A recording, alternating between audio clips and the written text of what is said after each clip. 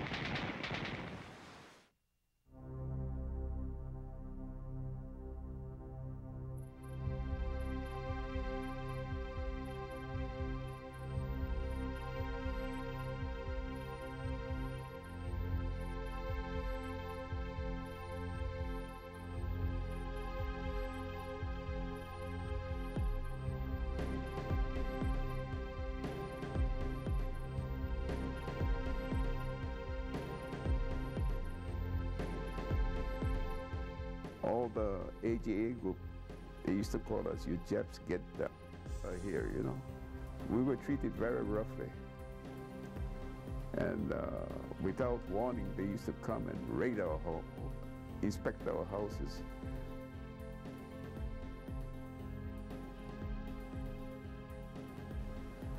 Our company, K, we had a heavy casualty. Out of 200 boys, maybe 17 or I really forgot how many. Just a few came out back alive.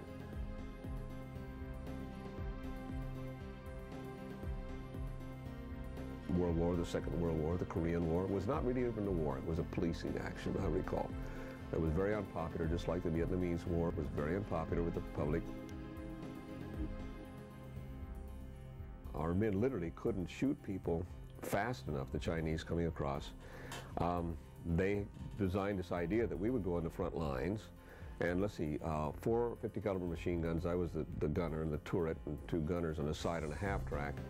We could throw out, I think it was about 1,800 rounds a minute, 1,800 rounds of half-inch slugs, which really can blow people apart. Anyway, we were there simply just to wipe back and forth across the field so that the masses of people could be controlled.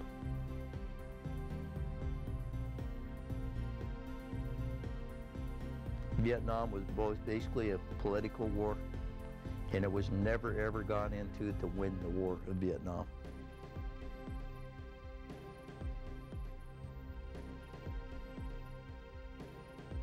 That was my job as flying helicopter, was flying combat missions most of the time I was there.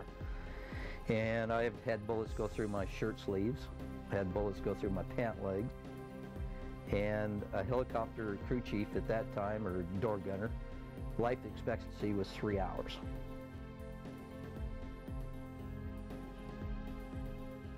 The first day when we were in battle, our mind was just blank.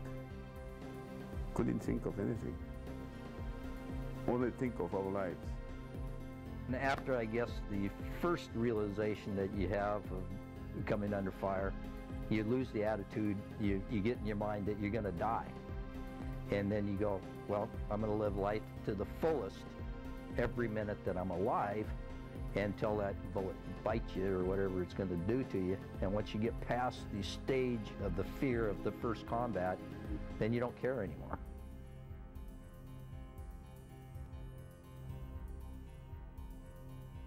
The Chinese, incidentally, many of them were very young.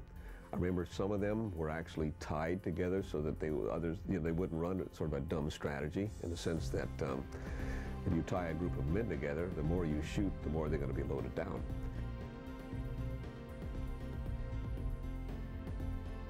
The last push that we had was back in Italy. The Germans didn't expect the Hawaii boys to climb the cliff. A lot of boys fell down, but they didn't utter one word. And inside of them, they says, "Oh, Father, help me." But if they opened their mouth, the whole group would have been shot. One time we were flying along in a real hot LZ. We were receiving a lot of fire in the helicopter, and one of the pilots got shot in the head and was killed. And the other pilot was shot and tore his left arm off. And the helicopter was shot all to pieces, about ready to fall out of the air. I got up, dumped the dead pilot out of the seat, and I flew the helicopter back to the base, and it crashed on the airfield.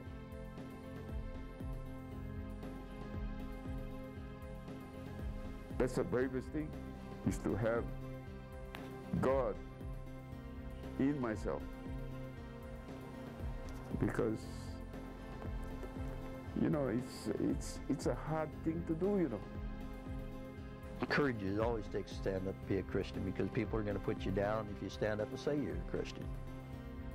And to understand what I have come to understand, being over 70 now, that it takes far more courage to stand for something, especially when your peers or the pressures are coming that are going to try to bend you into saying, be politically correct, you do this to be with our group, you dress this, or whatever the case might be, to be able to stand for what you yourself believe and stand for it. It takes more of a man to be a Christian, identified as a Christian, with a cause, with a belief in a God that isn't apparent to everybody, obviously. And to stand for that, that takes courage.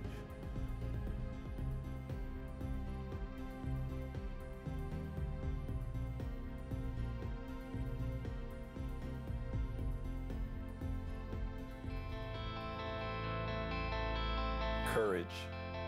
Some think it's that first dive into the deep end, stepping up to the plate with the game on the line, asking someone out, jumping out of an airplane, or running into a burning building.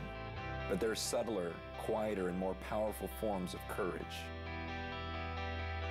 Courage is refusing to cheat even when you can get away with it, going against the crowd even if it gets you laughed at, standing up for the kid who everyone else is ripping, doing what is right instead of what is cool, spending your life on others instead of living for yourself, fighting injustice no matter the cost, risking your life to spread the gospel. Courage is doing the right thing even when it's the hard thing. Even if the entire planet is against you, courage stands strong, even if it stands alone.